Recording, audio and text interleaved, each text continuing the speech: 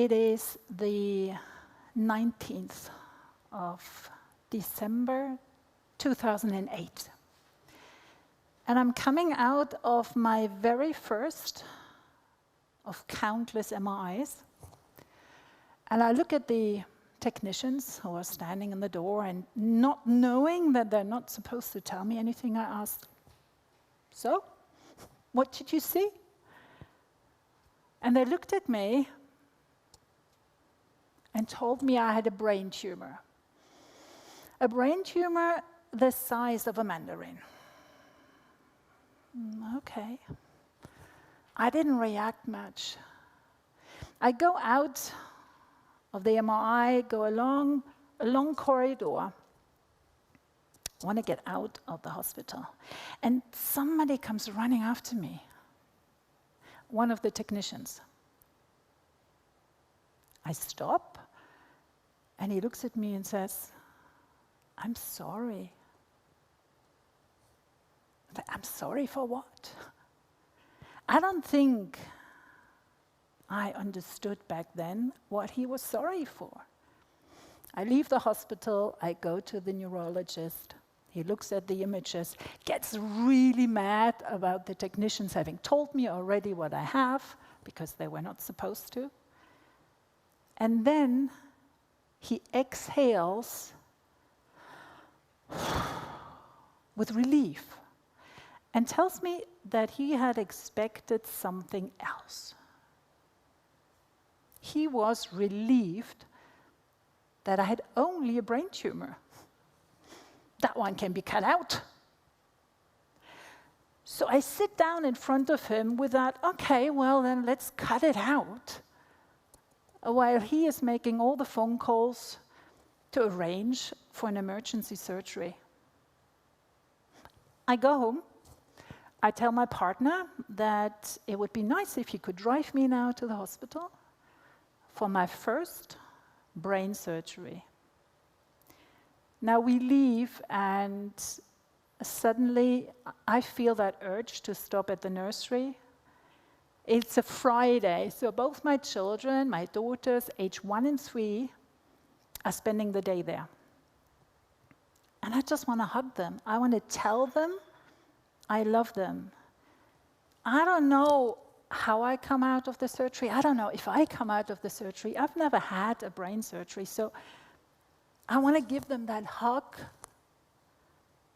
and tell them I love them. Maybe, just maybe, for the last time. So let's fast forward to today. In the meantime, I've had 6 surgeries, so by now I know how it goes. I had 3 rounds of radiation, and since 2020, this has become my best friend.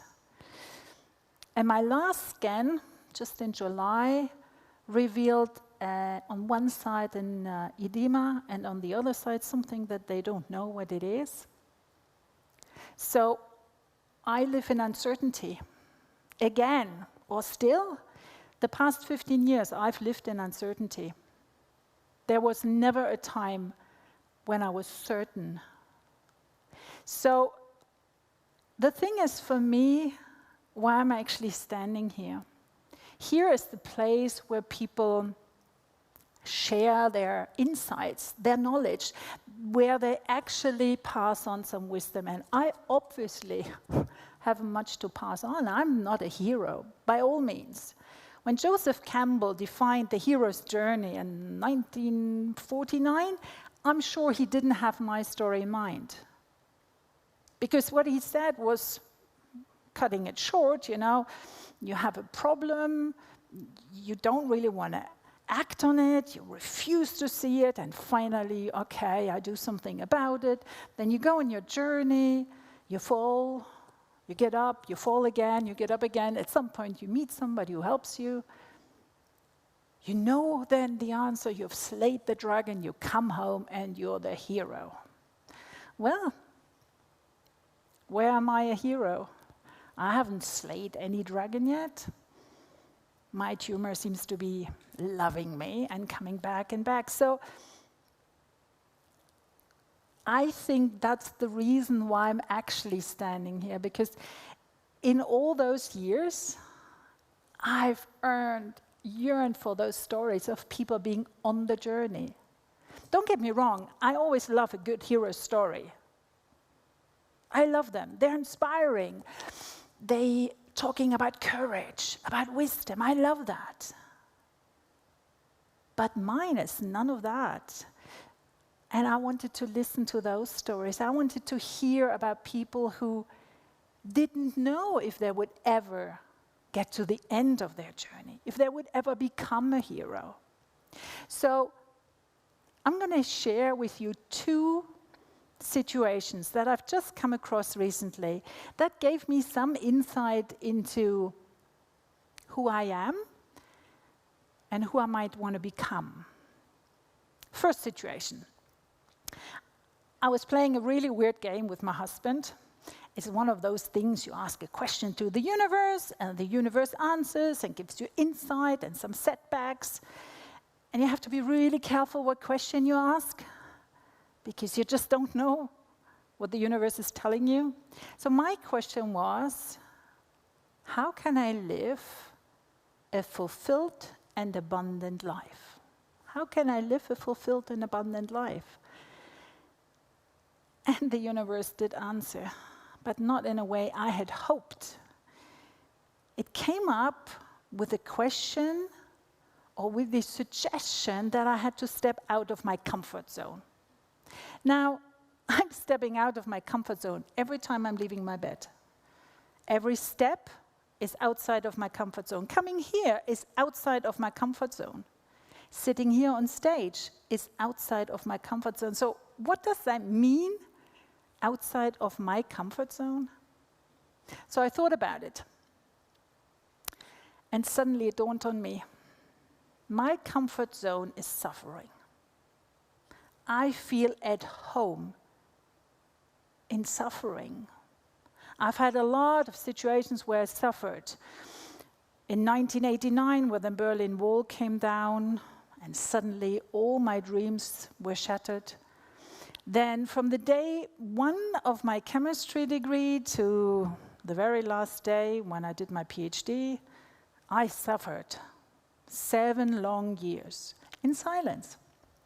Because that's what I do. That's what I know how to do. So, what is actually outside of my comfort zone?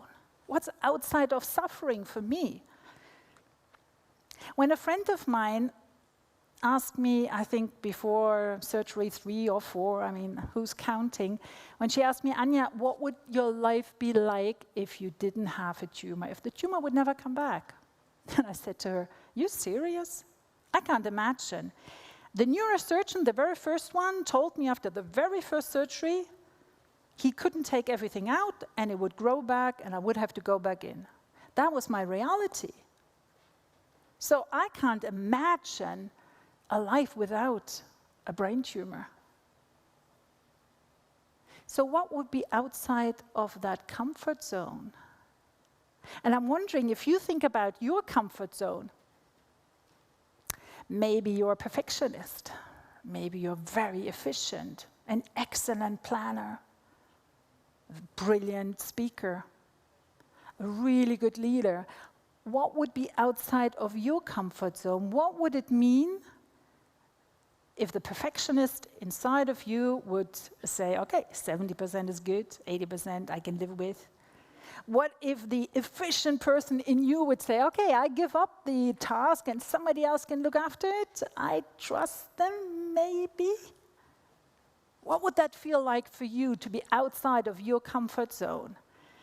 And what would you find out about yourself? Second situation. I'm with my physiotherapist, and we're taking apart a yoga posture that I can't do. Now, you have to know, I was 8 months pregnant and I did yoga, I did my headstand, I could do everything. So these days, not being able to do simple yoga postures is difficult. So we took it apart and we looked at it. And so we were lying on that mattress. And suddenly I was really sad. I was like, oh, why can't I do this? And there was a sentence coming. The old one doesn't want the new one to arrive. The old one doesn't want the new one to arrive. The old Anja, the adventurous one, the free one, the one that trusted the universe that nothing would ever happen to her, the one who traveled to India, to Myanmar, to Laos.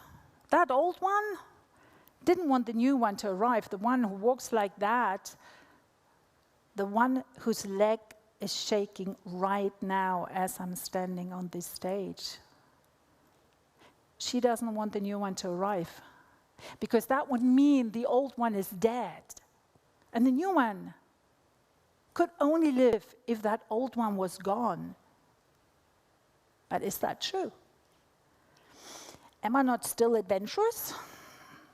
Well, I take public transport in Switzerland. That's adventurous. We heard about it. I have the same lovely experiences. Getting in the train, out of the train, in the bus, out of the bus. Lovely. That's adventure for me these days. Am I still creative? Yes. Am I still curious? Yes. Am I still hungry for life? Yes. So that new one, which one is different? She has some parts of the old one. And both of them need somehow to find a way to be together. Now, again, look into your life. I'm sure there's an old one of you sitting here somewhere, and a new one. You got married. Maybe you got divorced. You became a mom, a dad. You started a new job. You lost a job. You moved a town, a country. There's always an old one of you and a new one of you. Those 35 trillion cells in you, they generate all the time. So when I talk about my new one, she's always there. She's always there. So when I look at my life and the experience I have, I think these are stories that need telling. These are insights that need sharing. Ideas worth sharing, like on this stage. Because all of us, we are on a journey, on our journey. Some of you at the beginning, some of you at the end, and some of you are already the hero. But be honest, when you're at the end of the story of your hero, you start a new one, because that's life. And isn't it great that we are heroes all the time, and not just the one who share all the wisdom with us, who obviously have found it? I want to hear more stories like mine that are hopefully inspiring you to go on your journey, just to be on the journey, not necessarily the happy ever after. Thank you very much.